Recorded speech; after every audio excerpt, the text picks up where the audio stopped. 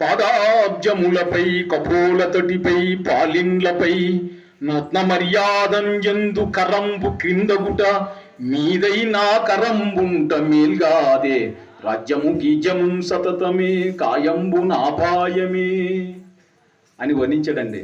ఏమన్నాడు ఆయన?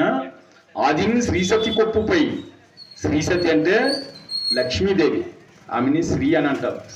లక్ష్మీదేవి కొప్పుపై ఆమె యొక్క శిరోజములు పట్టుకున్నటువంటి చెయ్యి, తనువుపై ఆమె శరీరాన్ని స్పర్శించినటువంటి చెయ్యి, ఆదిని శ్రీసతి కొప్పుపై తనువుపై నంసోత్తరయముపై ఉత్తరయముపై ఆమె బయట చెంగును పట్టుకున్నటువంటి చెయ్యి, పాదాబ్జములపై ఆమె పాదాలను స్పర్శించినటువంటి చెయ్యి, కపోల తటిపై ఆమె యొక్క పాలభాగాన్ని స్పర్శించినటువంటి చెయ్యి, పాలిండ్లపై ఆమె వక్షస్థలాన్ని స్పర్శించినటువంటి చెయ్యి.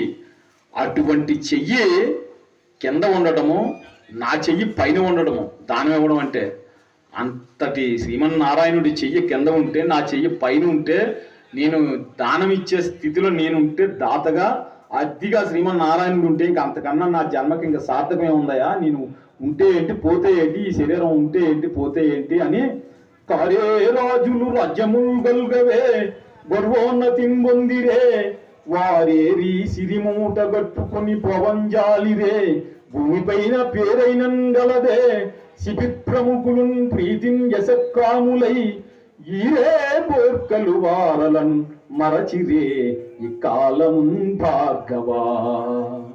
ఎంతమంది మహారాజులు పుట్టలేదు, వెళ్ళిపోలేదు, కానీ వాళ్ళ పేర్లు మనం ఏమైనా చెప్పుకుంటున్నామా, గుర్తు పెట్టుకుంటున్నామా? ఒక శిబి చక్రవర్తి పేరు మాత్రం మనం చెప్పుకుంటున్నాం.